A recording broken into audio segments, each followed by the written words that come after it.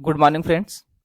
Nobel peace prize 2023 की घोषणा की जा चुकी है और ये ईरान के रहने वाली एक एक्टिविस्ट है। इनका नाम है नरगिस मोहम्मदी। इनको दिया गया है 2023 का नोबेल पीस प्राइज। इनको क्यों दिया गया है? तो जो ईरान है यहाँ पर रहकर महिलाओं के अधिकारों के बारे में बात करने के लिए, उसके अलावा लोकतंत्र को स्थापित करने के लिए और सरकार कुछ भी गलत करती है तो उसके खिलाफ बोलने के लिए नरगिस मोहम्मदी को 2023 का नोबेल पीस प्राइज दिया गया है। वैसे आप लोग को पता है कि इस समय ये जेल में है, मतलब इनको पुरस्कार तो दिया जा रहा है लेकिन ये फिलहाल जेल में है।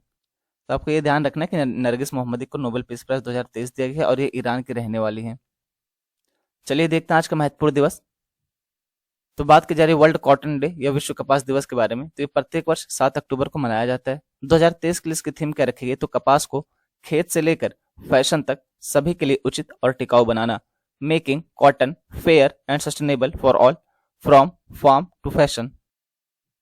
दोस्तों इस आर्टिकल में बात की जा रही है कि पंजाब के जो चीफ मिनिस्टर हैं भगवंत सिंह मान, उन्होंने ये कहा है कि अगले साल से वो पूसा 44 की खेती नहीं करेंगे, इसको उगाना बंद कर देंगे। तो पूसा 44 या पूसा 44 क्या है? तो ये धान की एक प्रकार की किस्म है। तो इसके बारे में उन्होंने ऐसी घोषणा क्यों की है कि अगले साल से हम इसको बंद कर देंगे, इसको नहीं उगाएंगे? इस आर्टिकल में हम यही जानने वाले हैं। उसके अलावा ये पूसा 44 क्या है और इससे क्या क्या समस्याएं होती है, क्यों बंद करने की बात की जा रही है, सारी चीजें इस आर्टिकल में हम जानने वाले हैं। ये चर्चा में क्यों है? तो पंजाब के मुख्यमंत्री भगवंत सिंह मान ने बुधवार यानी कि 4 अक्टूबर को घोषणा की कि राज्य अगले साल से पूसा 44 धान की किस्म की खेती पर प्रतिबंध लगा देगा। एक समय यह किस्म धान की खेती के तहत राज्य के कुल क्षेत्रफल का 70 से 80% हिस्सा कवर करती थी और पंजाब के किसानों ने इसकी उच्च उपज पर अत्यधिक संतुष्टि व्यक्त की थी। अगर हम बात करें कि पंजाब के किसानों ने पूसा 44 की खेती कब शुरू की, तो पूसा 44 को 1993 में दिल्ली स्थित भारतीय कृषि अनुसंधान परिषद ICAR द्वारा विकसित किया गया था। इसके बाद पंजाब के किसानों ने शुरुआत में कुछ क्षेत्रों में इसकी बुआई शुरू की। फसलों से अधिक उपज प्राप्त करने के बाद उन्होंने बीज को गुड़ा करके पूसा 44 के तहत क्षेत्र बढ़ाना शुरू कर दिया। अब क्योंकि ये जो पूसा 44 है ये अन्य फसलों की तुलना में थोड़ा ज्यादा उपज देती है और ये थोड़ा सा लंबा समय लेती है तैयार होने में। तो जब इनको ज्यादा उपज मिलने लगा पंजाब के किसानों ने, तो उन्होंने कहा कि इसको व्यापक स्तर पर उगाना शुरू कर दी। 2010 के अंत तक इसने पंजाब भर के किसानों के बीच व्यापक लोकप्रियता हासिल कर ली थी, जिसमें धान की खेती के तहत लगभग 70 से 80% क्षेत्र शामिल था। यानी 2010 के अंत तक अगर हम देखते हैं तो पंजाब में जो भी खेती हो रही थी चावल की, उसका 70 से 80% जो बोया जा रहा था वो पूसा 44 ही बोया जा रहा था। अगला बिंदु है कि 2018 तक पंजाब सरकार ने पूसा 44 के तहत धान के कुल क्षेत्रफल को घटाकर 18% कर दिया, लेकिन पिछले साल यह बढ़कर 22% हो गया। यानी 2018 में पूसा 44 की टोटल खेती कितनी थी? तो 18% थी, लेकिन फिर से ये 2022 में बढ़ करके कितना हो गया? तो 22% हो गया। कृषि विभाग के अनुसार पिछले वर्ष कुल गैर बासमती धान क्षेत्र 26.61 लाख हेक्टेयर में से 7.74 लाख हेक्टेयर 19.12 लाख एकड़ धान पूसा 44 के अंतर्गत था। अगर हम बात करें कि अन्य फसल जो होती है, अन्य किस्म जो होती है धानों की, उसकी तुलना में कितना ज्यादा इससे उपज मिल रही है, तो किसानों का दावा है कि पूसा 44 की पैदावार प्रति एकड़ लगभग 25 से लेकर के 100 मन, यानी कि अगर हम देखें तो 34 से 40 कुंटल के बारे में बात की जा रही है, इतना हो सकती है। जबकि वहीं अगर हम अन्य किस्मों की बात करते हैं तो उसकी उपज 28 से लेकर के 30 क्विंटल प्रति एकड़ होती है। उसके अलावा बात करें कि अगर मौसम अनुकूल है, जैसे कि जो मानसून होता है वो भी ठीक समय पे आए, बारिश ठीक समय से हो, उसको खाद पानी मिलता रहे, तो ऐसा अगर मौसम अनुकूल रहता है तो जो पूसा 44 है ना, इससे प्रति एकड़ में 36 से लेकर के 40 क्विंटल तक की उपज प्राप्त की जा सकती है। उसके अलावा बात की जा रही है जो वर्तमान में MSP है, अगर इसके बेस पे हम देखते हैं तो वर्तमान में MSP 2205 रुपए प्रति क्विंटल है। और यहाँ पे अगर 7 से 10 क्विंटल अधिक उपज मिल जाती है किसानों को, तो उनको प्रत्येक क्विंटल को लेकर के 15,000 से लेकर के 22,000 रुपए तक प्रति एकड़ का इजाफा हो जाता है। यानी अगर किसान पूसा 44 उगाते हैं तो उनको प्रति एकड़ में 7 से लेकर के 10 क्विंटल अधिक उपज मिलती है। और जो MSP वर्तमान में, अगर इसके बेस पे हम देखते हैं तो इनको प्रति एकड़ 15,000 रुपए से लेकर के 22,000 रुपए अधिक मिल जाते हैं अन्य किस्म की तुलना में। अब बात करें कि पंजाब कृषि विभाग ने इसकी खेती को हतोत्साहित क्यों किया था, इसको धीरे धीरे समाप्त करने की ओर क्यों बढ़ रहे हैं, इस पर बैन लगाने की बात क्यों की जा रही है, तो तैयार होने में अधिक समय लेता है। बात करें कि पूसा 44 की जो किस्म है इसको तैयार होने में लगभग 160 दिन का समय लगता है, जबकि वहीं अन्य फसलों की तुलना में ये 35 से लेकर के 40 दिन अधिक है। उसके अलावा जल संरक्षण के लिए ऐसा कदम उठाया जा रहा है। तो पंजाब में भूजल की भारी कमी है। राज्य के 141 कृषि विकास खंडों में से 102 को डार्क जोन घोषित किया गया था, जिसमें भूजल की कमी की दर पुनर्भरण की दर से अधिक थी। यानी बात की जा रही है कि जैसे भूजल जो है इसको जितना निकाला जा रहा था उस स्पीड से इसके फिर से यहाँ पे पानी आ नहीं रहता, यानी जमीन के नीचे उतना तेजी से पानी जा नहीं रहता जितना तेजी से लोग उसको दोहन कर रहे थे। जो लोग हैं उसको जितना तेजी से निकाल लेते, भूजल का प्रयोग कर रहे थे, उतना तेजी से रिचार्ज नहीं होता ग्राउंड वाटर। और पानी 200 से 300 फीट या उससे अधिक की गहराई पर उपलब्ध था, जिसे केवल गहरे ट्यूबवेल का उपयोग करके निकाला जा सकता था। उसके अलावा जो राज्य में धान है, धान की जो फसल होती है, इसका रकबा यानी कि इसके अंतर्गत जो बुआई का क्षेत्र होता है वो भी लगातार बढ़ता जा रहा है। अब क्योंकि आप सभी को पता होगा कि जो धान की कृषि होती है इसको जल चाहिए होता है, यानी पानी चाहिए होता है इसको बहुत अधिक। तो इस वजह से जाहिर सी बात है कि पानी के ऊपर नेगेटिव इम्पैक्ट पड़ रहा है, जो भूजल है उसके ऊपर नेगेटिव इम्पैक्ट पड़ रहा है। तो इन सब से बचने के लिए इसको हतोत्साहित किया जा रहा है। पूसा 44 को सिंचाई के 5 से 6 अतिरिक्त चक्रों की आवश्यकता होती है। इस किस्म पर प्रतिबंध लगाकर 1 महीने के लिए सिंचाई के पानी का संरक्षण करना है। उसके अलावा पराली जलाने की समस्या, यह किस्म राज्य के लंबे समय से चली आ रही पराली जलाने की समस्या को बढ़ाने के लिए भी जानी जाती है। उसके अलावा वायु प्रदूषण के गंभीर स्तर में योगदान, जब पराली जलाते हैं तो जाहिर सी बात है कि उससे धुआं निकलता है, उससे धूल उड़ के जाती है, तो इससे क्या होता है कि वायु प्रदूषण होती है। जो आसपास का क्षेत्र है, दिल्ली एनसीआर वाला जो क्षेत्र होगा ना, यहाँ पे प्रदूषण होता है, तो इस वजह से कई बार दिक्कतें देखने को मिलती है। अगर हम बात करें कि पूसा 44 पंजाब में पराली जलाने की समस्या को कैसे बढ़ाता है, यानी कि जो पराली जलाने की समस्या इसमें ये कैसे योगदान देता है, तो बात की जा रही है कि इसके विस्तारित परिपक्वता अवधि, यानी कि जो ये लंबा समय लेता है तैयार होने में, के कारण पूसा 44 की कटाई गेहूं की बुआई से ठीक पहले की जाती है, आमतौर पर अक्टूबर के अंत में। जबकि वहीं गेहूं की बुआई का आदर्श समय क्या होता है, तो 1 नवंबर होता है। अब ये देखिए, जो फसल है पूसा 44 अक्टूबर के अंत में काटे जा रहा है इसको, और यहाँ पे गेहूं जो बोने का समय है वो 1 नवंबर अच्छा दिन माना जाता है, मतलब यहाँ से शुरू माना जाता है। तो जाहिर सी बात है कि दोनों फसलों के बीच में थोड़ा तो गैप रहना चाहिए, क्योंकि अगर हम पूसा 44 का कटाई कर लेते हैं तो इसके डंठल, इसके ठूट पड़े रहते हैं खेत में, अब उसको समाप्त होने में थोड़ा तो टाइम लगेगा, और यहाँ पे इतना टाइम मिल नहीं पाता। तो इस वजह से किसान क्या करते हैं, जो ये डंठल होती है, ठूट होती है, इसको जला देते हैं ताकि गेहूं की फसल के लिए खेत को तैयार किया जा सके। तो जब जलाना शुरू कर देते तो वही पराली जलाना हो जाता है, और इसकी वजह से आसपास के क्षेत्रों में प्रदूषण बहुत बड़े स्तर पर देखने को मिलता है। आदर्श रूप से किसानों को धान की कटाई और गेहूं की कटाई के बीच 20 से 25 दिनों की आवश्यकता होती है। यहाँ कटाई नहीं, यहाँ बुआई रहेगा, ठीक है, इसको मैं पीडीएफ में से कर दूँ, गलत हो गया। धान की कटाई और गेहूं की बुआई के बीच 20 से 25 दिनों की आवश्यकता होती है, और यहाँ पे अक्टूबर के अंत में काटा जा रहा है। और यहाँ पे बुआई जो होता है आदर्श समय इसका 1 नवंबर होता है। जब अक्टूबर के अंत में काटा जाएगा तो इसको शुरू में तुरंत पहले नवंबर को, स्टार्टिंग नवंबर में कैसे बो दिया जाएगा, तो दिक्कत देखने को मिलेगी। यह सीमित समय सीमा इन सीटू और एक्स सीटू तरीकों क्रमशः खेतों के भीतर और खेतों के बाहर के माध्यम से पराली का प्रबंधन करना चुनौतीपूर्ण बना देता है, जिससे पराली जलाने की घटनाएं बढ़ जाती है। इन सीटू क्या होता है कि किसी चीज को उसी जगह पर संरक्षित करना इन सीटू कहलाता है। एक्स सीटू क्या होता है, तो किसी चीज को दूसरी जगह पर ले जाकर के, बाहर ले जाकर के उसको संरक्षित करना एक्स सीटू कहलाता है। इसके अतिरिक्त पूसा किस्में छोटी किस्मों की तुलना में लगभग 2% अधिक ठूंठ पैदा करती हैं, जो बड़े पैमाने पर खेती करने पर एक महत्वपूर्ण चिंता का विषय बन जाता है। पूसा 44 पंजाब के कई जिलों में बड़े पैमाने पर उगाया जाता है, जिनमें बरनाला, संगरूर, लुधियाना, मोगा, पटियाला, फतेहगढ़ साहिब, मुक्तसर, भटिंडा, फरीदाकोट और मनसा शामिल हैं। बात की जा रही है कि इन जिलों में, कौन से जिलों में, तो ये सारे जो जिले हैं इनमें पराली जलाने की घटनाएं उल्लेखनीय रूप से अधिक है। लुधियाना में पंजाब रिमोट सेंसिंग सेंटर के अनुसार 2022 में संगरूर में चावल की खेती वाले 73% क्षेत्रों में पराली जलाई गई। उसके अलावा विभिन्न जिलों में कितने प्रतिशत पराली जलाई गई उसके बारे में बात की जाए, जैसे फिरोजपुर में 69%, फरीदकोट में 66%, फतेहगढ़ साहिब में 62.7%, मुक्तसर में 61%। तो देखिए एकदम स्पेसिफाइड डेटा दिया गया है स्टेट का, उसके बाद जाके डिस्ट्रिक्ट का, तो इतना ज्यादा इंपॉर्टेंट यूपीएससी के लिए डेटा नहीं है।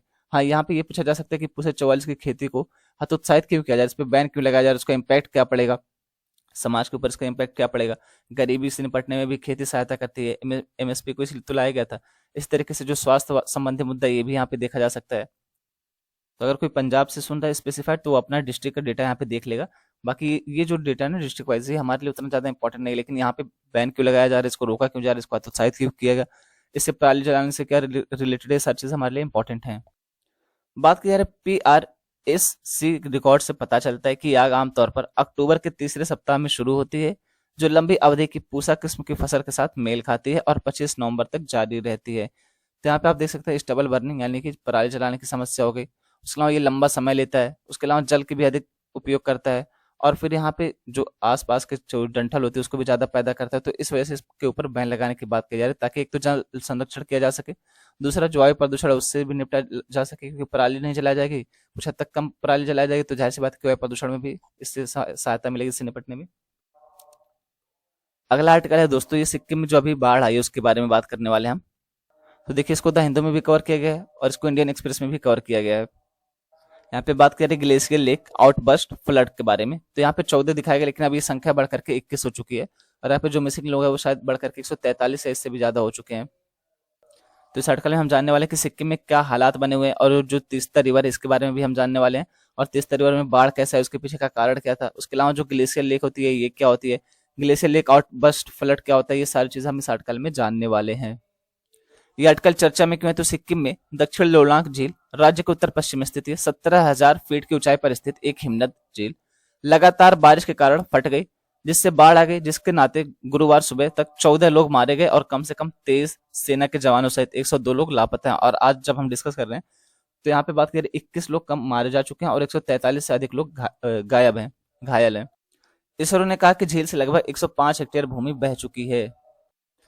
अगर हम बात करें कि सिक्किम में जो बाढ़ है इसके पीछे के कारण क्या थे, इसके पीछे की वजह क्या थी, तो वर्षों से कई अध्ययनों ने ग्लेशियर के पिघलने के कारण दक्षिण लोनाक झील के तेजी से बढ़ते आकार पर प्रकाश डाला है, और इसे हिमनद झील विस्फोट बाढ़ GLOF glacier lake outburst flood के बारे में बात की जा रही है, GLOF के लिए अति संवेदनशील के रूप में चिन्हित किया है। उसके अलावा निचले इलाकों में पानी छोड़ना, तो सिक्किम राज्य आपदा प्रबंधन प्राधिकरण के अनुसार इसके कारण तीस्ता नदी में जल स्तर बढ़ गया, जिससे बुधवार 4 अक्टूबर को मंगन, गंगटोर, पाक्योंग और नामची सहित कम से कम 4 जिलों में बाढ़ गई। यहाँ पे ये बताया कि जो निचला क्षेत्र है यहाँ पे पानी छोड़ा गया इस लेक से, क्योंकि इस लेक का आकार बढ़ता जाता है, उस लेक में बहुत ज्यादा पानी भर गया था, तो इसको बचाने के लिए इस लेक से किया और बड़े लेवल पर तैनात, तो कुछ हद तक पानी निचले इलाकों में छोड़ा गया। अब जब पानी निचले इलाकों में छोड़ा गया तो इन सारे जिलों में बाढ़ आ गई। उसके अलावा झील का फटना भी एक कारण है, तो उत्तरी सिक्किम में लोनक झील के कुछ हिस्सों में झील के फटने से जल स्तर में लगभग 15 मीटर प्रति सेकंड के करीब बहुत अधिक वेग से वृद्धि हुई। CWC सेंट्रल वाटर कमीशन यानी कि केंद्रीय जल आयोग मेली साइड 227 मीटर को पार कर गई, जो खतरे के स्तर से लगभग 3 मीटर ऊपर है। ये मेली साइड का, तो एक यहाँ पे आप कह सकते हैं ब्रिज है, एक क्षेत्र है जो तीस्ता रिवर के ऊपर बना हुआ है, तो ये खतरे के निशान को पार कर गई। इस पानी का जो स्तर था ये खतरे के निशान को पार करके बहुत अधिक भर गया था। तो जब पानी इतना ज्यादा मात्रा में बढ़ जाएगा तो जाहिर सी बात है कि बाढ़ तो आएगी आसपास के क्षेत्रों में। जो यहाँ पे कंडीशन बनी ना उसको कहते हैं ग्लेशियर लेक आउटबर्स्ट फ्लड, यानी इसको हिंदी में कहते हैं हिमानी झील विस्फोट बाढ़। तो ये क्या है, इसके बारे में अगर हम बात करें कि हिमानी झील विस्फोट बाढ़ क्या होती है, तो दक्षिण लोनाक झील की तरह हिमनद झीलें पानी के बड़े भंडार हैं जो पिघलते ग्लेशियर के सामने, ऊपर या नीचे स्थित होते हैं। तो हिमनद झीलें क्या होती है, पानी के बड़े भंडार होते हैं। जो पिघलता ग्लेशियर होता है, जो ग्लेशियर जो पिघल रहा है उसके या तो सामने होंगे, या तो उसके ऊपर स्थित होंगे, या तो उसके नीचे स्थित होंगे। और फिर जैसे जैसे बड़े होते जाते हैं, इनका आकार बड़ा होता जाता है, वैसे वैसे और अधिक खतरनाक होते जाते हैं, क्योंकि हिमनद झीलें ज्यादातर अस्थिर बर्फ या ढीली चट्टान और मलबे से बनी तलछट से क्षतिग्रस्त हो जाती हैं। यदि उनके चारों ओर की सीमा टूट जाती है तो भारी मात्रा में पानी पहाड़ों की ओर से नीचे की ओर बहता है, जिससे निचले इलाकों में बाढ़ आ सकती है। इसे हिमालय झील विस्फोट बाढ़ या GLOF कहा जाता है। देखिए मुद्दा क्या, मुद्दा मान लीजिए कोई पहाड़ी क्षेत्र है, ठीक है। अब यहाँ पे एक ग्लेशियर है, अब ग्लेशियर से जो पानी निकल रहा है, जो बर्फ टूट टूट के जा रही है, तो वो एक यहाँ पर जाकर के झील बना रही है। अब यहाँ पे अब देखिए जो निचला इलाका है, अब यहाँ पे तो झील है, अब झील की एक लिमिट होती है ना, कि मान लीजिए 1000 लीटर पानी इसके अंतर्गत आने वाला है, ये तो झील की लिमिटेशन हो गई, उसकी जो क्षेत्रफल है उसका जो सीमा ये इतना हो गया। लेकिन अब यहाँ पे ग्लेशियर पिघलने की वजह से 1000 की जगह 2000 लीटर पानी इसमें आ जाएगा, तो क्या होगा, पानी जाहिर सी बात है कि बह करके नीचे की तरफ आएगा। या फिर जो ये झील की सीमा है ये चारों तरफ से टूट जाए या किसी एक तरफ से टूट जाए, तो जाहिर सी बात है कि पानी निकल करके नीचे ही आए, क्योंकि पहाड़ी क्षेत्रों में स्थित है। और पहाड़ी क्षेत्रों में क्यों स्थित होता है, क्योंकि ग्लेशियर कहाँ पे मिलेगा, आपको पहाड़ों पे ही मिलेगा, तो इस वजह से यहाँ पे ये पहाड़ी क्षेत्रों में स्थित होता है। और फिर जब इसकी सीमा टूट जाती है या फिर इसमें और किसी वजह से जब यहाँ पे विस्तार होता है या पानी की क्षमता जितनी उससे ज्यादा पानी आ जाता है, तो जाहिर सी बात है कि वो बह करके निचले इलाकों में आएगा, तो उसी वजह से निचले इलाकों में बाढ़ आ जाती है। वही कहा जा रहा है कि इसी को हिमालय झील विस्फोट बाढ़ या GLOF कहा जाता है। GLOF के कई कारणों से शुरू हो सकते हैं, जिनमें भूकंप, अत्यधिक भारी बारिश और बर्फीले हिमस्खलन शामिल हैं। भूस्खलन या बर्फ का हिमस्खलन कभी कभी सीधे झीलों में गिर सकता है और पानी को विस्थापित कर सकता है, जिससे यह प्राकृतिक बांध के ऊपर पहुंच जाता है और नीचे की ओर बाढ़ आ जाती है।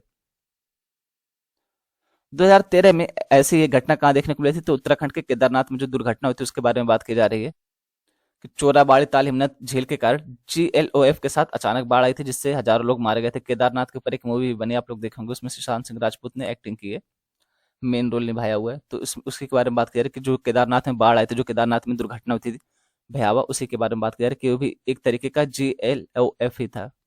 अगर हम बात करें कि दक्षिण लोनाक झील GLOF के प्रति कैसे संवेदनशील हो गई, तो ये आज की कोई बात नहीं है, ये प्रोसेस धीरे धीरे धीरे धीरे चलता रहा है। बढ़ते वैश्विक तापमान के साथ सिक्किम हिमालय में ग्लेशियर तेजी से पिघल रहे हैं, जिससे कई ग्लेशियर झीलें बन रही हैं और क्षेत्र में पहले से मौजूद झीलों का विस्तार हो रहा है। आप देखेंगे कि जो हम लोग कार्बन उत्सर्जन करते हैं, इसकी वजह से ग्लोबल वार्मिंग होती है, यानी कि वैश्विक उष्मन होता है, और इसी की वजह से ग्लेशियर पिघल रहे हैं। अब जब ग्लेशियर पिघलेंगे तो जाहिर सी बात है कि पानी बनेगा, पानी बनेगा तो पानी कहीं ना कहीं जाएगा, क्योंकि पानी की जो बेसिक है वो ये है कि वो चलता रहेगा, वो रुकेगा नहीं। पानी मतलब कहते हैं ना कि रुका हो तो पानी भी सड़ जाता है, तो रुकता नहीं है, उसका नेचर यही है कि वो बहता रहेगा, धीरे धीरे करके रिस्क रिस्क बहता रहेगा। तो जब पानी बहता रहेगा तो जाहिर सी बात कि जो पहले से झील मौजूद है उसमें जाएगा, और अगर उसमें पानी कुछ हद तक गया, मान लीजिए कोई आसपास गड्ढा है, कोई और आसपास इलाका, तो वहां पे जाके पानी इकट्ठा जब होगा तो ये एक नई झील बन जाएगी। तो इसी के बारे में बात की जा रही है। ये जो ग्लोबल वार्मिंग और जलवायु परिवर्तन जैसे कंडीशन है, ये बहुत खतरनाक कंडीशन है, पूरी दुनिया को ले डूबेगी। उसके अलावा बात करें कि मुंगाबे की 2020 की रिपोर्ट में कहा गया है कि सिक्किम राज्य आपदा प्रबंधन प्राधिकरण के अनुसार सिक्किम हिमालय में वर्तमान में 300 से अधिक हिमनद झीलें, बताओ, मतलब एक झील फटी है तो सिक्किम की हालत हो गई है, और 300 से अधिक हिमनद झीलें हैं यहाँ पे। उनमें से एक है साउथ लोनक झील। इनमें से 10 की पहचान बाढ़ के प्रति संवेदनशील के रूप में की गई है। जो 300 झीलें हैं, इनमें से 10 झील ऐसी जो बाढ़ के प्रति बहुत अधिक संवेदनशील है। ग्लेशियल झील वर्षों से सरकारी अधिकारियों की निगरानी में है। सिक्किम वन और पर्यावरण विभाग द्वारा प्रकाशित एक रिपोर्ट में पाया गया कि पिछले 5 दशकों में झील का क्षेत्र काफी बढ़ गया है। लोनक 1989 में, इसकी मतलब स्थापना कह सकते हैं तरीके कि 1989 में अस्तित्व में आई थी, अपने प्रारंभिक आकार से लगभग 1.5 गुना, और दक्षिण लोनक लगभग 2.5 गुना बढ़ गया। यानी जब 1989 में जो इसका आकार था उससे अब बढ़ करके 1.5 गुना बढ़ चुकी है और 2.5 गुना बढ़ चुकी है। उसके अलावा बात करें कि 21 सितंबर 1991 को दक्षिण लोनक झील का निर्माण करने वाले मूल ग्लेशियर के पास 4.9 तीव्रता का भूकंप आया था। और ये किसने बताया था? तो जैसा कि संयुक्त राज्य भूवैज्ञानिक सर्वेक्षण द्वारा रिपोर्ट किया गया था। और अभी हमने देखा है कि जो GLOF होता है, इसके कारणों में क्या होता है, तो इसके कारणों में एक भूकंप भी है। उसके अलावा हाल ही में झीलों से लगभग 70 किलोमीटर दूर 18 सितंबर 2011 का भूकंप, इसका परिमाण कितना था? तो 6.9 तीव्रता का भूकंप था। और भविष्य के भूकंप GLOF घटनाओं को ट्रिगर कर सकते हैं, यानी कि उसको बढ़ा सकते हैं। बात की जा रही है कि क्या सिक्किम सरकार ने दक्षिण लोनाक झील के विस्तार से निपटने के लिए कोई कार्रवाई की है, कोई कदम उठाया कि नहीं उठाया है? तो 2016 में सिक्किम राज्य आपदा प्रबंधन प्राधिकरण और सिक्किम के विज्ञान और प्रौद्योगिकी और जलवायु परिवर्तन विभाग के सदस्यों ने अन्य लोगों के साथ दक्षिण लोनक झील से झील का पानी निकालने का निर्णय लिया। और ये किसकी देखरेख में हुआ था? तो इनोवेटर सोनम वांगचुक की देखरेख में इसको लागू किया गया था। ये सोनम वांगचुक के बारे में अगर आप गूगल जाके करेंगे ना, तो इनके बारे में बहुत ही अच्छी जानकारी मिलने वाली, मतलब ये नेक्स्ट लेवल के इंसान है यार। अधिकारियों ने पानी बाहर निकालने के लिए झील में 3 पाइप डाले थे, 8 इंच चौड़े थे और 130 से 40 मीटर लंबे हाई डेंसिटी पॉलिथीन वाले पाइप इन्होंने डाले थे इस झील में, ताकि पानी को बाहर निकाला जा सके, पानी को सोखा जा सके। सिक्किम SDMA क्या है? तो स्टेट डिजास्टर मैनेजमेंट अथॉरिटी, यानी कि राज्य आपदा प्रबंधन प्राधिकरण के अनुसार उन्होंने प्रति सेकंड 150 लीटर पानी सोख लिया था। अब यहाँ पे इन्होंने पानी तो निकाला था, लेकिन उसके बाद भी जब ग्लेशियर से इसको पानी मिला तो आप कितना पानी निकाल लोगे? आए दिन ग्लोबल वार्मिंग बढ़ती जा रही है, आप यहाँ से पानी निकाल के आ रहे हो, ग्लेशियर पिघल रहा है, ग्लेशियर से पानी फिर से पहुंच गया, तो कितना पानी आप निकालोगे और कितना इसको आप बचा के रखोगे? चलिए अगर हम देखते हैं तीस्ता नदी के बारे में, तो पहले चलिए मैप देखा जाए। ये तो तीस्ता नदी का रूट हो गया, तो इसमें तो उतना ज्यादा समझ नहीं आ रहा होगा। एक तो यहाँ पे ये देखो बंगाली लैंग्वेज लिखी हुई है, ठीक है। यहाँ पे देखिए आप तीस्ता रिवर के बारे में, ये है तीस्ता रिवर, और ये जहाँ की जब ये बांग्लादेश में मिलती है तो ब्रह्मपुत्र रिवर में मिल जाती है। और ये भारत के 2 राज्यों से गुजरती है। कौन कौन से? तो सिक्किम हो गया और पश्चिम बंगाल हो गया, और सिक्किम से ही जो सिक्किम हिमालय, इसी से इसकी उत्पत्ति होती है। तो अगर हम बात करें तीस्ता रिवर के बारे में, तो इसका उद्गम स्थल क्या है? पाव हुनेरी हिमनद, सिक्किम में। कुल लंबाई इसकी 414 किलोमीटर है, और इसका बेसिन एरिया अगर हम देखते हैं तो 12,540 वर्ग किलोमीटर इसका बेसिन एरिया है। भारत के सिक्किम तथा पश्चिम बंगाल में बहती है तथा रंगपुर डिवीजन से होते हुए बांग्लादेश में प्रवेश करती है, यानी बांग्लादेश के रंगपुर डिवीजन में प्रवेश करती है। सिक्किम की सबसे बड़ी नदी है तथा पश्चिम बंगाल की दूसरी सबसे बड़ी नदी है ये। इसकी सहायक नदियां कौन सी हैं? तो अगर हम बाएं तरफ से मिलने वाली सहायक नदियों के बारे में बात करें तो रांगपो नदी हो गई, लाचुंग नदी, रानी खोला, रेली नदी, तालुंग नदी, डिक्चू नदी, लांग लागचू नदी। इसके अलावा अगर हम देखते हैं दाहिने तरफ से मिलने वाली कौन कौन सी सहायक नदियां हैं, तो रंगीत नदी, कनका नदी, रिंग्योंग नदी, रंगहपचू नदी। और ये मुहाना कहाँ बनाती है? तो ब्रह्मपुत्र नदी बांग्लादेश में मुहाना बनाती है। तीस्ता नदी जल विवाद किसके किसके बीच में? तो भारत और बांग्लादेश के बीच में तीस्ता नदी को लेकर के जल विवाद बना हुआ है। उसके अलावा एक बार फिर से देख लीजिए मैपिंग, ये रहा आपका मैप, ठीक है दोस्तों। एक छोटा सा आर्टिकल है, इसमें बात कर रहे कि जो मनी बिल होता है उसको कब मनी बिल कहा जाता है और मनी बिल की विशेषताएं क्या होती है, ये मुद्दा क्यों चर्चा में आ गया है। तो अभी सीजेआई चंद्रचूड़ साहब ने ये कमेंट किया है कि जो गवर्नमेंट है ये बार बार बहुत सारे बिल को मनी बिल की शक्ल देकर के पास करवा लेते हैं और ये इस तरीके से संविधान के खिलाफ है, क्योंकि जो नॉर्मल प्रोसेस है संविधान में बनाया गया है उसको आप फॉलो करिए। ये क्या बात है कि हर एक्ट को आप मनी बिल बना करके, जिसको आपको लगता है कि इसको पास करवाना जरूरी है हमारे हिसाब से, तो आप उसको मनी बिल बना दे रहे हैं और उसको पास करवा ले रहे हैं। जैसे आधार का जो आया था ना, आधार का बिल जो आया था, इसको भी मनी बिल बना करके पास करा लिया गया था।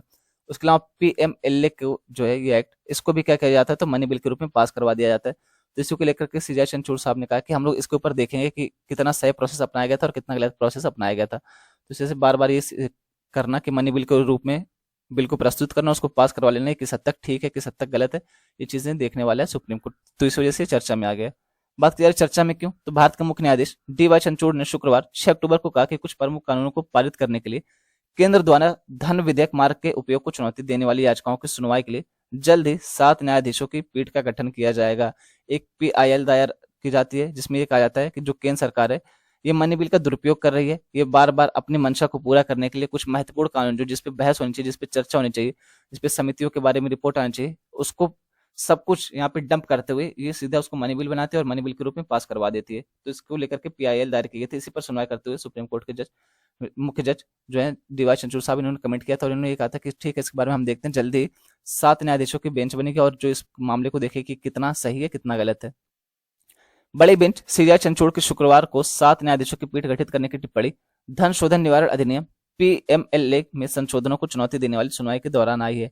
अगर हम बात करें लेख के महत्वपूर्ण बिंदुओं के बारे में, तो जुलाई 2022 में justice AM Khanwilkar, justice Dinesh Maheshwari और सीटी रवि कुमार की 3 न्यायाधीशों की पीठ ने पीएमएलए और ईडी की विशाल शक्तियों को बरकरार रखा था। यानी जब ये याचिका दायर की तो पीएमएलए एक्ट को क्या किया जा रहा था, बार बार इसको, जैसे आप यहाँ पे देखिए 2015 हो गया, 2016 हो गया, 2018, 2019 में पीएमएलए एक्ट को बार बार मनी बिल के रूप में पास किया जा रहा था।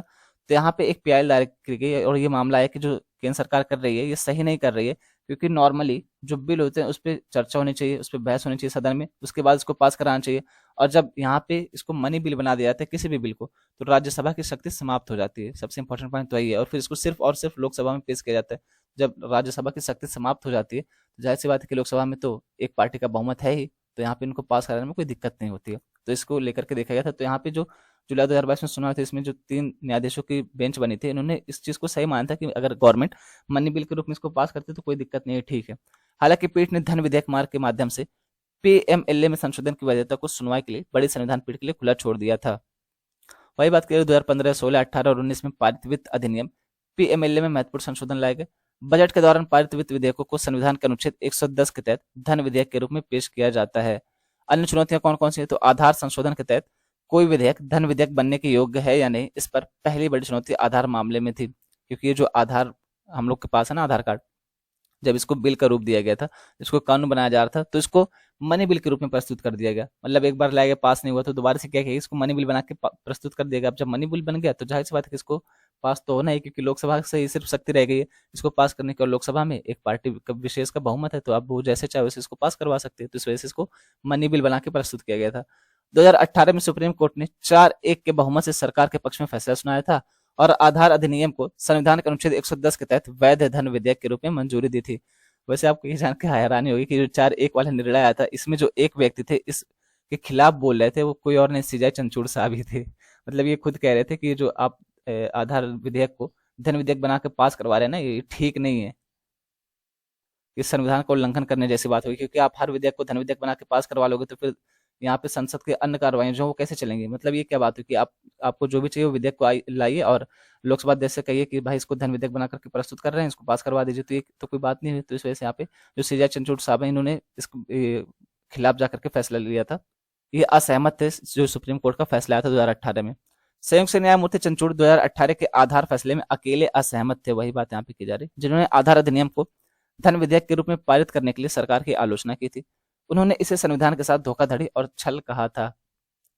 न्यायाधिकरण सुधार नवंबर 2019 में रोजर मैथ्यू बनाम भारत संघ मामले में सुप्रीम कोर्ट ने ट्रिब्यूनल सदस्यों की सेवा शर्तों में बदलाव के खिलाफ चुनौती पर सुनवाई की, जिसे वित्त अधिनियम 2017 में धन विधेयक के रूप में भी पेश किया गया था। मतलब यहाँ पे यही है कि कोई इंपॉर्टेंट चीज है, अगर आपको लग रहा है कि जल्दी से जल्दी हमको चाहिए, तो उसको धन विधेयक के रूप में पेश कर दिया जा रहा है। तो इसी के लिए यहाँ पे सीजेआई चंद्रचूड़ साहब ने ये कमेंट किया था। कि भाई ये संविधान के साथ धोखाधड़ी है और ये छल है। जबकि अदालत की 5 न्यायाधीशों की पीठ ने न्यायिक स्वतंत्रता में हस्तक्षेप करने के लिए कानून को असंवैधानिक करार दिया था। ऐसा करते हुए अदालत ने आधार अधिनियम को बरकरार रखने वाले 5 न्यायाधीशों के संविधान पीठ के 2018 के फैसले की शुद्धता पर भी संदेह व्यक्त किया, जिसे धन विधेयक के रूप में पारित किया गया था। अब ये सारा मतलब क्या कार्यक्रम चला, वो सारी चीजें इतना इंपॉर्टेंट नहीं थी, ये तो पूरा प्रोसेस था कि कैसे क्या चला और ये चर्चा में क्यों है, समझ लीजिए एक तरीके से वही बात की जा रही थी। इंपॉर्टेंट यहाँ पे ये बन जाता है कि धन विधेयक क्या है, यानी कि मनी बिल क्या है और मनी बिल को लेकर के इतना बहस क्यों चल रही है। तो ये मनी बिल होता क्या है हमारे लिए इंपॉर्टेंट हो जाता है। एक तरीके से आप कह सकते हैं कि प्री के लिए ज्यादा इंपॉर्टेंट है। और अगर यहाँ पे मेंस में अगर आप देखिए, प्री में अगर क्वेश्चन पूछेगा तो फिर ऐसे स्टेटमेंट दे देगा कि मनी बिल सिर्फ लोकसभा में प्रस्तुत किया जा सकता है, इसको अंतिम रूप से प्राधिकृत करने की शक्ति लोकसभा अध्यक्ष के पास होती है, राज्यसभा शक्ति नहीं होती, इस तरीके से स्टेटमेंट दे देगा आपको। लेकिन अगर यह मेंस में पूछेगा तो आपसे इस तरीके से क्वेश्चन पूछेगा कि बार बार ऐसा देखने को आया कि बार बार धन विधेयक के रूप में बिलों को प्रस्तुत किया जा रहा है और इसके निहित परिणाम क्या हो सकते हैं, ऐसा गवर्नमेंट क्यों कर रही है, इसके पीछे के फायदे और नुकसान क्या हो सकते हैं, इस तरीके से आपसे पूछा जा सकता है मेंस में। तो हम देखते हैं धन विधेयक या मनी बिल क्या होता है। तो अनुच्छेद 110(1) के तहत एक विधेयक को धन विधेयक माना जाता है यदि यह केवल अनुच्छेद 110(1) से जी में निर्दिष्ट मामलों से संबंधित होता है। यानी इसको मनी बिल का माना जाए तो जब अनुच्छेद 110(1) से लेकर के जी तक जो भी दिया गया है ये प्रावधान इससे संबंधित हो। इसमें कौन कौन से प्रावधान, तो कराधान हो गया, सरकार द्वारा उधार लेना हो गया और समेकित धन से धन का विनियोग हो गया। तो अगर इस तरीके से अगर किया जाता है समेकित निधि से जब हम धन निकालते हैं या फिर सरकार द्वारा कोई उधार लिया जाता हो या फिर कराधान का रोपण करना हो तो इसी को मनी बिल के रूप में प्रस्तुत किया जा सकता है। लेकिन आधार बिल को भी मनी बिल के रूप में प्रस्तुत कर दिया गया था। दूसरों के बीच में भारत का कोष, अगर हम इसके बारे में बात करते हैं, धन विधेयक केवल लोकसभा में पेश किया जा सकता है। तो इंपॉर्टेंट ये हो जाता है कि धन विधेयक केवल लोकसभा में पेश किया जा सकता है, उसके अलावा इसके लिए राज्यसभा की सहमति की आवश्यकता नहीं होती है। तो यही सारे स्टेटमेंट है जो आपसे प्री में पूछे जा सकते हैं। संविधान के अनुच्छेद 110(3) के अनुसार यदि कोई प्रश्न उठता है कि कोई विधेयक धन विधेयक है या नहीं तो उस पर लोकसभा के अध्यक्ष का निर्णय अंतिम होगा। यानी जो लोकसभा अध्यक्ष होता है ना, इसका फैसला अंतिम है कि कोई विधेयक धन विधेयक है कि नहीं। अगर इसने कह दिया कि धन विधेयक है तो चाहे धन विधेयक हो चाहे ना हो, बस उसको माना जाएगा। उसके बाद कोई बहस नहीं होगी इस पर कि धन विधेयक है या नहीं है। हालांकि आधार मामले में कोर्ट ने कहा था कि स्पीकर का फैसला न्यायिक जांच का विषय होगा। तो यहाँ पे मुद्दे यही बन जाते हैं ना कि फिर ये लगता है कि सुप्रीम कोर्ट या कोर्ट जो होती है वो संविधान के अनुसार नहीं चल रही, ये क्या करे तो संसद में जाकर हस्तक्षेप करे, क्योंकि ये तो संसद की कार्रवाई होगी। तो यही सारी चीजें लेकर के आप देखेंगे कई बार किरण रिजिजू साहब सुप्रीम कोर्ट के ऊपर कमेंट कर देते थे, लेकिन फिर क्या हुआ, बाद में उनको इस मंत्रालय से हटा दिया गया। तो धन विधेयक जो है इसके बारे में यही कुछ इंपॉर्टेंट पॉइंट, जैसे कि पहला इसको लोकसभा में सिर्फ पेश किया जा सकता है। दूसरा, राज्यसभा इसके बारे में इसके पास कोई विशेष शक्ति नहीं है।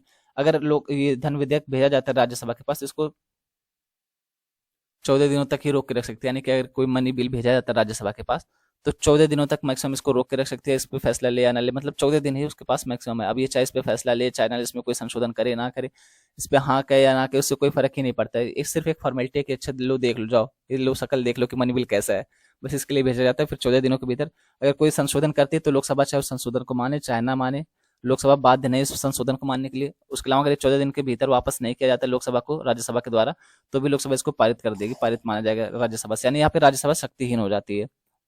उसके अलावा इंपॉर्टेंट पॉइंट ये है कि जो मनी बिल होता है इसको अंतिम रूप से प्राधिकृत कौन करता है, इसका अंतिम रूप से निर्णय करता कौन होता है, तो लोकसभा का अध्यक्ष होता है। यही सारे कुछ इंपॉर्टेंट पॉइंट थे। इस आर्टिकल में हम बात करने वाले हैं भारत और अर्जेंटीना के बारे में। अर्जेंटीना किससे हमारे संबंध कैसे हैं उसके बारे में हम बात करने वाले हैं। इस चर्चा में क्यों आएगा तो आप देख ही सकते हैं कि भारत और अर्जेंटीना के बीच सामाजिक सुरक्षा समझौतों पर हस्ताक्षर किए गए हैं। तो यहाँ पे बात करें चर्चा में क्यों, भारत और अर्जेंटीना ने हाल ही में एक सामाजिक सुरक्षा समझौते सोशल सिक्योरिटी एग्रीमेंट SSA पर हस्ताक्षर किए हैं, जिसका उद्देश्य दोनों देशों में पेशेवरों के विधिक अधिकारों की सुरक्षा करना है। इस समझौते से दोनों देशों के पेशेवरों के लिए जोखिम मुक्त अंतर्राष्ट्रीय गतिशीलता मिलना अपेक्षित है। सामाजिक सुरक्षा समझौता क्या है, तो यह दोनों देशों में श्रमिकों और पेशेवरों के अधिकारों, पेशेवरों का क्या मतलब, प्रोफेशनल्स जो होते हैं, तथा सामाजिक लाभ की सुरक्षा सुनिश्चित करता है। आवश्यकता क्या थी इसकी, तो अर्जेंटीना में काम करने वाले भारतीय पेशेवरों और भारत में रोजगार की इच्छा रखने वाले अर्जेंटीना के नागरिकों की बढ़ती संख्या इस कानूनी ढांचे की आवश्यकता का प्रमुख आधार है। अगर हम बात करें प्रमुख बिंदु के बारे में तो SSA भारत और अर्जेंटीना दोनों में सामाजिक सुरक्षा के विभिन्न पहलुओं से संबंधित कानून पर लागू होता है, जिसमें वृद्धावस्था, उत्तरजीवियों के लिए पेंशन तथा नियोजित व्यक्तियों के लिए पूर्ण विकलांगता पेंशन शामिल है। यह समझौता अस्थायी आधार पर दूसरे देश में काम करने वाले कामगारों और उनके परिवार के सदस्यों को विभिन्न अधिकार और लाभ प्रदान करता है। इन लाभों में सेवानिवृत्ति या पेंशन के लिए नकद भत्ते, किराया, सब्सिडी या एक मुश्त भुगतान सभी स्थानीय कानून के अनुसार बिना किसी कटौती, संशोधन, निलंबन, दमन या प्रतिधारण के शामिल हैं। SSA बीमा अवधि को विनियमित करने के लिए कानूनी ढांचा स्थापित करता है जिसमें योगदान, अंशदायी लाभ तथा दूसरे देश में काम करने वाले कामगारों के लिए उनके निर्यात के साथ जमा की गई सेवाओं की अवधि शामिल है। देखिए होता क्या है, जैसे अर्जेंटीना में कुछ लोग भारतीय जो है वो काम कर रहे हैं, अब यहाँ पे श्रमिक के रूप में भी काम कर रहे होंगे, प्रोफेशनल के रूप में भी काम करेंगे, तो उनसे जुड़े जो सामाजिक मुद्दे हैं, जब ये वृद्धावस्था में पहुंच जाएंगे तब तो इनके पास इतनी ताकत नहीं रहेगी ना कि जाकर के मजदूरी करें, श्रमिक के रूप में काम करें। तो फिर इनके लिए पेंशन, इनके लिए समाज सुरक्षा कैसे बनाई जाए, इनको पेंशन कैसे दिया जाए, या फिर अगर मान लीजिए काम कर रहे हैं, इनको चोट लग गई या आंशिक विकलांग हो गए या पूरी तरीके से विकलांग हो गए या कोई और दिक्कत हो जाती है, तो फिर इनके लिए समाज सुरक्षा कैसे स्थापित की जाए, इनको समाज में कैसे लेकर चला जाए, तो उसी के लिए समझौता किया गया है। इस ढांचे में एयरलाइंस और जहाजों के चालक दल के सदस्य भी शामिल हैं। यह समझौता अर्जेंटीना में सामाजिक सुरक्षा प्रणाली के अंशदायी लाभों से संबंधित कानून का उल्लेख करता है। यह समझौता दोनों देशों में सामाजिक सुरक्षा के लिए किए गए लाभ या योगदान के नुकसान के खिलाफ पेशेवरों और श्रमिकों के अधिकारों की रक्षा करेगा तथा इस प्रकार पेशेवरों एवं श्रम बल को अधिक से अधिक गतिविधि करने की सुविधा प्रदान करेगा। तो यहाँ पे ये चीज इंपॉर्टेंट है कि एयरलाइंस और जहाजों के चालक दल के सदस्य भी शामिल हैं, क्योंकि हो सकता है कि इनके साथ भी दुर्घटना हो जाए, दुर्घटना तो किसी के भी साथ हो सकती है ना, तो उनकी सामाजिक सुरक्षा इंश्योर करने के लिए, उनकी समाज सुरक्षा के बारे में चिंता करते हुए भारत और अर्जेंटीना ने ये दोनों चीजें की है। प्रोफेशनल्स के लिए, प्रोफेशनल में कौन आते हैं, जो आप देखेंगे पेशेवर होते हैं, जैसे वकील हो गया, डॉक्टर्स हो गए, पायलट हो गया, जो भी ऐसे प्रोफेशनल्स है, उसके अलावा जो श्रमिक है, इनके लिए, इन दोनों के लिए ये समझौता किया गया है। ये तो हो गया करंट, यहाँ पे करंट हो गया आपका खत्म कि समझौता किया गया था और किस लिए किया गया था। अब देखते हैं हम इसके स्टैटिक पोर्शन के बारे में। तो बात की जा रही है भारत अर्जेंटीना संबंधों के बारे में। राजनीतिक संबंध अगर हम देखें तो फरवरी 2019 में भारत अर्जेंटीना संबंधों को रणनीतिक साझेदारी के स्तर तक विस्तारित कर दिया गया। भारत ने वर्ष 1943 में ब्यूनस आयर्स में एक व्यापार आयोग की शुरुआत की, जिसे बाद में वर्ष 1949 में दक्षिण अमेरिका में भारत के पहले दूतावासों में से एक में बदल दिया गया। अर्जेंटीना ने वर्ष 1920 के दशक में कलकत्ता में एक वाणिज्य दूतावास की स्थापना की थी, जिसे वर्ष 1950 में दूतावास के रूप में दिल्ली में स्थानांतरित कर दिया गया था।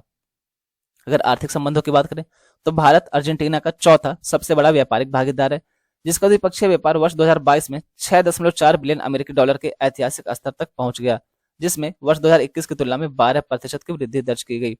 अर्जेंटीना को भारत से निर्यात की प्रमुख वस्तुओं में पेट्रोलियम तेल, कृषि रसायन, यार्न कपड़े से बने उत्पाद, कार्बनिक रसायन, थोक दवाएं और दोपहिया वाहन शामिल हैं।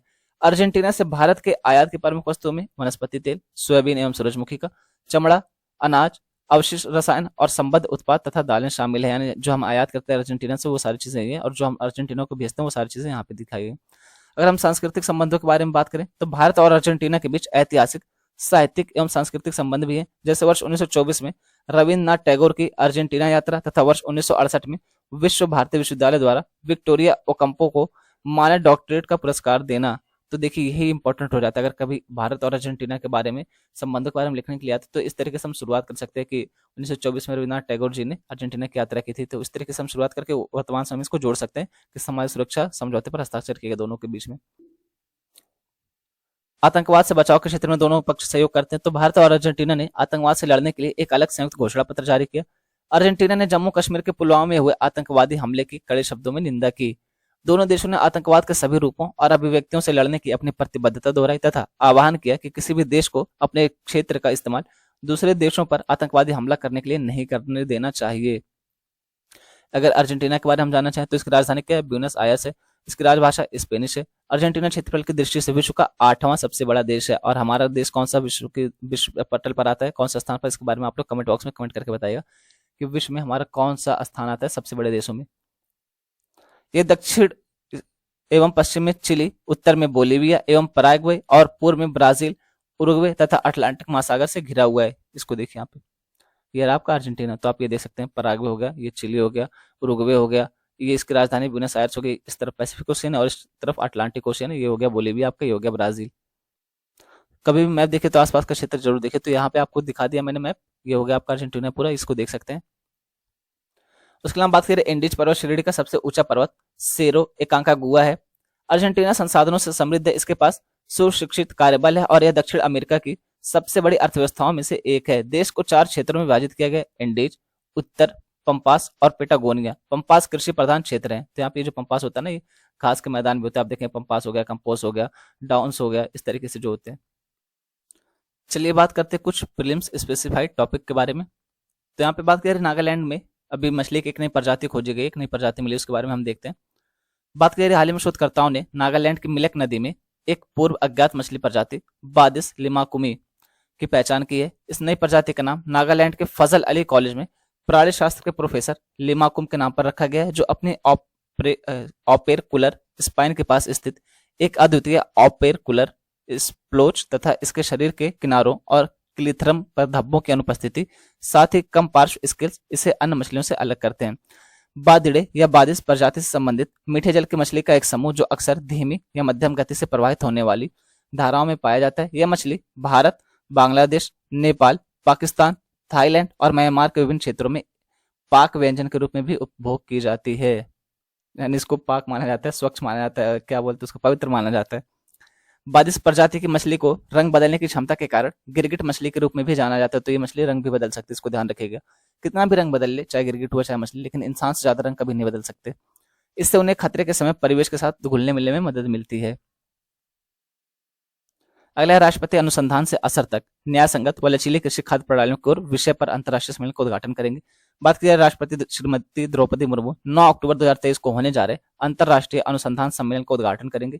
इस सम्मेलन का शीर्षक क्या रखा गया, तो अनुसंधान से असर तक न्याय संगत व लचीली कृषि खाद्य प्रणालियों की ओर, from research to impact towards just and resilient agri food system.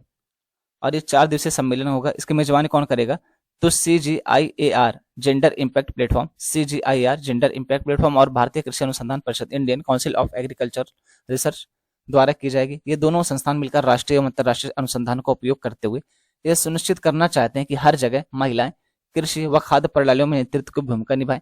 यह उनका अधिकार है और वे इस मोर्चे पर बदलाव की अगुवाई करें। यानी कृषि क्षेत्र में महिलाओं को आगे लाने की बात की जा रही है।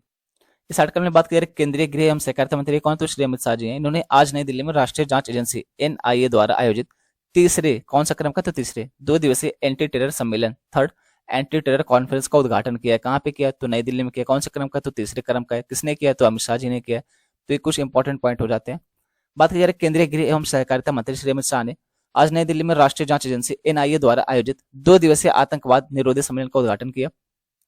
इस अवसर पर गृह मंत्री ने NIA के अधिकारियों को उत्कृष्ट सेवा के लिए पदक भी प्रदान किए हैं। केंद्रीय गृह मंत्री ने कहा कि हमें सिर्फ आतंकवाद ही नहीं बल्कि इसके पूरे इकोसिस्टम को ध्वस्त करने की जरूरत है। उन्होंने कहा कि देश में एक मॉडल एंटी टेररिज्म स्ट्रक्चर का गठन करना चाहिए।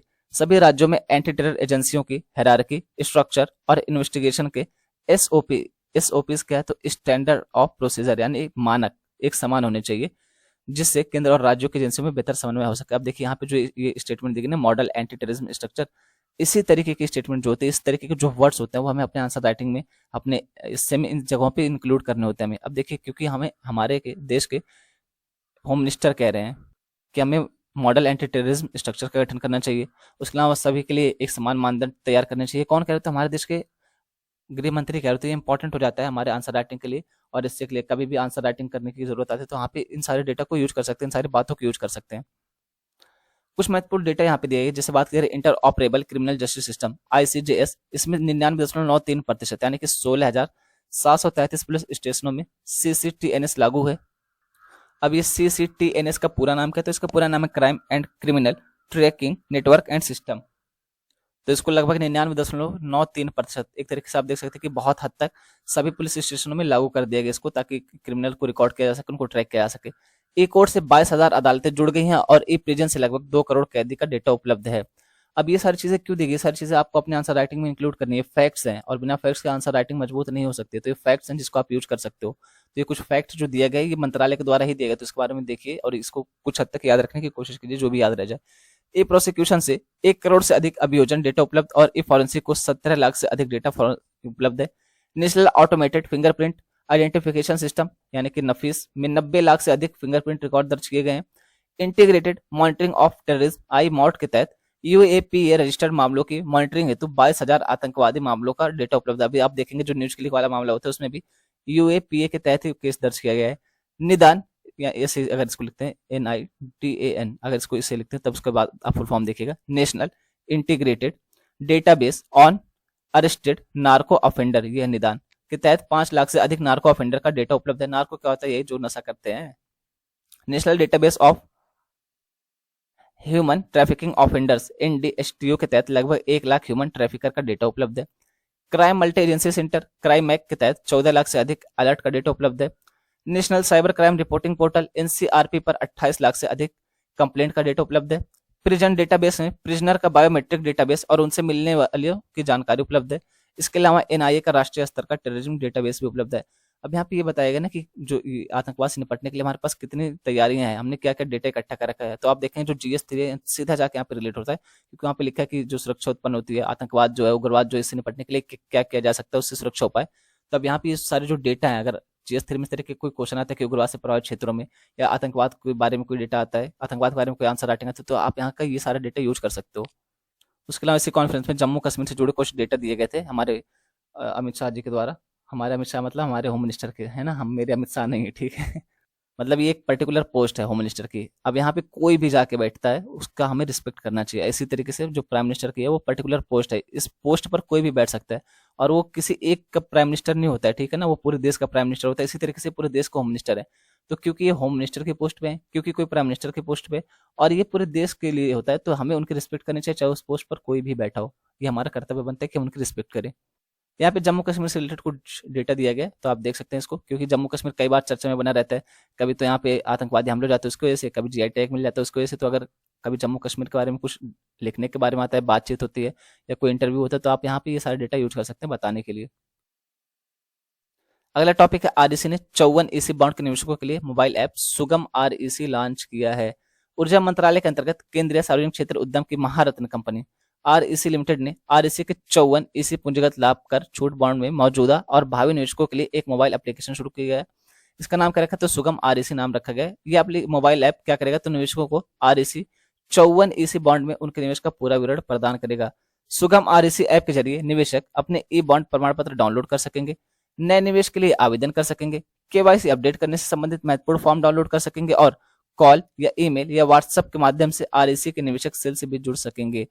धारा 54 ईसी बॉन्ड क्या है, तो धारा 54 ईसी बॉन्ड एक प्रकार के निश्चित आय वाले वित्तीय उपकरण है जो आयकर अधिनियम की धारा 54 ईसी के माध्यमों से निवेशकों को पूंजीगत लाभ के तहत कर छूट प्रदान करते हैं। तो ये जो बॉन्ड होता है ना, ये क्या होता है, तो एक प्रकार का वित्तीय उपकरण होता है। और यहाँ पे बात करें धारा 54 ईसी बॉन्ड का, तो ये निश्चित आय वाला वित्तीय उपकरण है, इतना ध्यान रखेंगे। इसके अलावा ये आप देख सकते हैं कि भारत को लगातार तीसरे कार्यकाल के लिए Asia Pacific Institute for Broadcasting Development AIBD के अध्यक्ष के रूप में फिर से चुना गया है।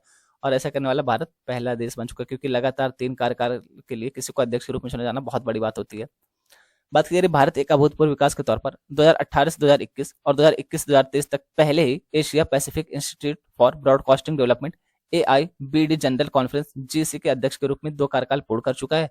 भारत को इस प्रतिष्ठित अंतर्राष्ट्रीय संगठन का नेतृत्व करने के लिए लगातार तीसरे कार्यकाल के लिए एआईबीडी के अध्यक्ष के रूप में फिर से चुना गया है। एआईबीडी यूनेस्को के तत्वाधान में 1977 में स्थापित एक विशिष्ट क्षेत्रीय अंतर सरकारी संगठन है। तो इसकी स्थापना कब की गई थी, 1977 में। किसके द्वारा, तो यूनेस्को के द्वारा की गई थी। इस संगठन में वर्तमान में 44 देशों के 92 सदस्य संगठन शामिल है। इनमें एशिया, प्रशांत, यूरोप, अफ्रीका, अरब राज्यों और उत्तरी अमेरिका के 28 देशों और क्षेत्रों का प्रतिनिधित्व है। भारत एआईबीडी के संस्थापक सदस्यों में से एक है और भारत का सार्वजनिक सेवा प्रसारक प्रसार भारती एआईबीडी में भारत सरकार के सूचना और प्रसारण मंत्रालय का एक प्रतिनिधि निकाय, यानी हमारी तरफ से कौन जाता है, तो प्रसार भारती जाता है इसमें। Asia Pacific Institute for Broadcasting Development AIBD के 21वें आम सम्मेलन और इससे संबंध बैठकें 2023 जीसी 2023 की अध्यक्षता एआईबीडी के अध्यक्ष और प्रसार भारती के मुख्य कार्यकारी अधिकारी किन्होंने की थी, तो श्री गौरव द्विवेदी ने की थी। अभी कई बार पूछ लेता है ना कि प्रसार भारती की तरफ से कौन गए थे, भारत की तरफ से कौन प्रेजेंट कर देते हैं, फिर अध्यक्ष कौन थे, तो उनका सीधा नाम दे देगा भारत। एक तो होता है कि देश दे दे, एक होता है कि सीधा नाम दे देगा कि किन्होंने की थी। तो आपको नाम याद रखना, श्री गौरव द्विवेदी ने की थी। इसका समापन 2 से 4 अक्टूबर 2023 को मॉरिशस के पोर्ट लुइस में सफलतापूर्वक हुआ। 2 दिवसीय सम्मेलन का उद्देश्य नीति और संसाधन विकास के माध्यम से एशिया प्रशांत क्षेत्र में एक जीवंत और सामंजस्यपूर्ण इलेक्ट्रॉनिक मीडिया वातावरण बनाना है। उसके अलावा ये कुछ न्यूज जैसे बात की जा रही है कि जो दिल्ली पुलिस है वो 117 स्थानों पर वेरिएबल साइन बोर्ड लगाएगी। ये क्या होता है, तो देखिए जैसे मतलब टाइम टू टाइम चेंज होता रहेगा, रियल टाइम बेस। क्या यहाँ पे क्या दिखाया जाएगा, तो ये जो साइन बोर्ड होता है ना, यहाँ पे ये दिखाया जाएगा कि जो लाइव ट्रैफिक डेटा है उसके बारे में जानकारी दी जाएगी कि इस क्षेत्र में अभी वर्तमान समय में इतना ज्यादा ट्रैफिक है, आपको किसी और रास्ते से निकल जाना चाहिए या फिर इस रास्ते पर आप वेट कर सकते हैं। और फिर जो लाल बत्ती का उल्लंघन करते हैं, सिग्नल का जो उल्लंघन करते हैं, उनको रोकने के लिए कैमरे भी इंस्टॉल किए जाएंगे। यानी ट्रैफिक से निपटने के लिए सारे कदम उठाए जा रहे हैं।